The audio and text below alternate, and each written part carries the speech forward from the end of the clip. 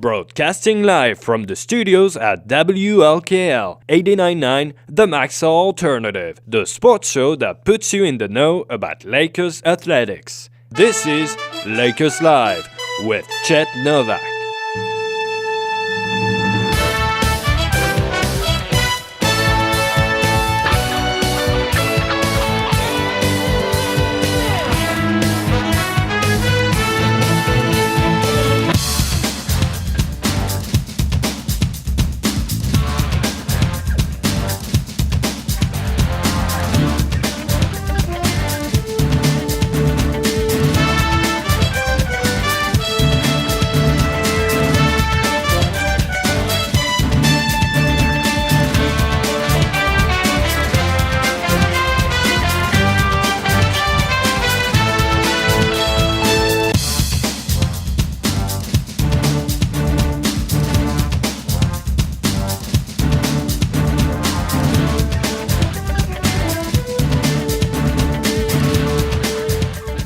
Everyone, I'm Chet Novak, your host for Lakers Live. Welcome to this show that you can hear only on 89.9 The Max Alternative. We have in the studios at WLKL the head coach of the softball team here at Lakeland, Nick Nelson. What attracted you to coaching women's softball, Coach? I was in baseball for many years, and my daughter, when she was 10 years old, their summer team needed a coach, and they kind of conned me into doing it. And ever since then, I got more and more into it, and really enjoyed the girls' game over the boys' game, just the enthusiasm the girls have and stuff, and it kind of caught me, and so I just totally became a softball coach around. And now the men's, I know in men's baseball there's a lot of time even between innings. Is it that way during the softball? No, we're fast in and fast out. It's quick and fast paced, and that's one of the enjoyments and allure to college softball, especially women's softball, is just how fast paced it is. Between innings, we don't take a lot of time. We just get it right after it. So. Okay, and now. First game is, a week or a little more away. We have snow everywhere. Yep. How is it that a softball team prepares? How do you prepare? We're actually 1 week from today, in about 1 hour, we'll be playing our first softball game with the new 2010 softball team that we're pretty excited about. How do we play? How we practice? First off, we head to Florida, and we play our way down by playing some teams in Alabama, and then we end up in Gulf Coast in Panama City, where we'll be in a tournament. So hopefully nice weather, but although a long-term forecast is going to be cold down there too. To prepare for that, we basically do a lot of indoor practicing, but our girls they're tough, and we've probably been outside 4 or 5 days already this week. One day on the field, the other day's hitting in the grass, but it sure breaks up the indoor, and our girls enjoy that quite a bit. I thought I seen some softball players heading over there. It was still kind of chilly out. That was your team, right? That would be our team. Like I say, they're hard-nosed girls who love to play, and just to get outside and swing a bat and throw a ball was really good for them. And right now they're like thoroughbreds being held back at the bit trying to play these games. So. Well, you don't see the guys doing that yet, so you must have a tough squad. We're pretty tough. Okay. Don't want to get in trouble here. Couldn't draw you in on that one. Hey, what would your season be like? I know this is as much preparation as anything heading south. What would it be like for you to have to, head into the GRAC season if you weren't able to go south and play these games? It would be pretty tough. The GRAC is a very, very strong conference, and it's got a lot of good teams, a lot of good coaching, a lot of good players, and to just start from scratch, it would be tough. I would hope if that was the case, everybody would be starting from scratch. But if we had to start from scratch and they had the advantage of playing 2 games, it would be a lot harder. But spring trip, and that's what it's called, spring trip. Mm-hmm. And we always have to teach the freshmen that spring trip is softball. It's not a vacation. It's not going to the beach. It's not looking at the guys. It's all about getting good weather, getting on the field, and practicing softball to get ready to play when we get back here. And that's what spring trip's all about.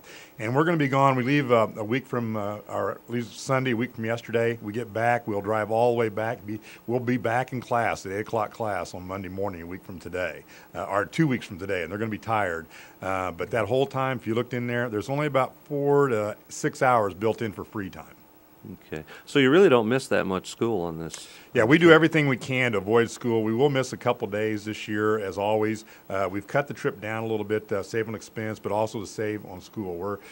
We're here as student athletes, not athlete students. We're as student athletes, and we're pretty proud of our situation in softball with the girls that we have. We just did our first 4-week grade check, and we're well over a 3-point grade point average. And last fall we finished up with a 3.08, and for the last 3 years we've been an academic All-American team. So we're here for school first, softball second, and we're really proud of the girls and how hard they work at their schooling. Okay, and now when you go on this spring trip and you get into these games, do you still do a little more coaching from the bench than you would ordinarily during the conference season? Or do you just let them play on their own and then deal with it later? You'll find out that we're pretty active coaches. We're constantly coaching, constantly teaching. We're probably a little more positive in a game than we are in practice. Our practices they're pretty brutal. We get after it pretty hard. If you walk to that gym floor at night when we're practicing, you'll see girls diving, sliding, just all over the place to get balls and get after it and like that. In the game, as coaches, we're pretty positive during the game. A game is a reward for good practicing. But we're constantly coaching between innings, constantly telling what's going on like that. But the girls, they know the game pretty well. We may not coach as much in the game because we do have a pretty set of smart softball players. Mm-hmm. And when you head up to a game, let's say, or I know you haven't played yet this season, when does it switch? To me, it's like a light switch. When do the players go from casual goofing around and staying loose to they get on the field, or when do you get serious? It's a great question. The moment we get on the bus. The moment we get on the bus, we prepare for that game. We have bus study table. Every time we travel, depending on the length of the trip, we have 1 to 2 hours of study table on the bus. That's the first thing they do. Is they step on the bus, all their cell phones go into what we call the cell phone bag, and there's a freshman in charge of the cell phones. No one's allowed to be on their cell phone until we get home. They sit down, we get organized, we get the bus on the interstate. Once the bus hits the interstate, they have a 1 to 2 hour study table time where they just study. There's no quiet. They are allowed iPods. As long as their grades are good, they are allowed iPods. And then about an hour to 45 minutes from the game, we stop studying, and everybody's quiet, and we're thinking totally about the game. And then when we hit there, they've got a routine that they do from the moment they get off the bus until that first pitch is thrown. There's about an hour and a half routine that we go through to get ready to play. So it's very disciplined, very organized, but it's the moment we step on the bus. Okay, and how long, how many seasons did it take you to develop this, or did you do that right from the first time? Oh, like any coach, you learn over the years all the things you can do and get away with and stuff. And these are policies, a lot of policies procedures that we have here are procedures that Coach Thornburg had, as well as some that I brought on and stuff. We find today's age versus, let's say, 6-7 years ago even, with the mass communication of cell phone and texting and emails and Facebook and everything, that focus is our number one enemy. And is staying focused on the game. That's why we take cell phones away from them, so they stay focused on the game. But it's just something over time you just develop and learn different things to do.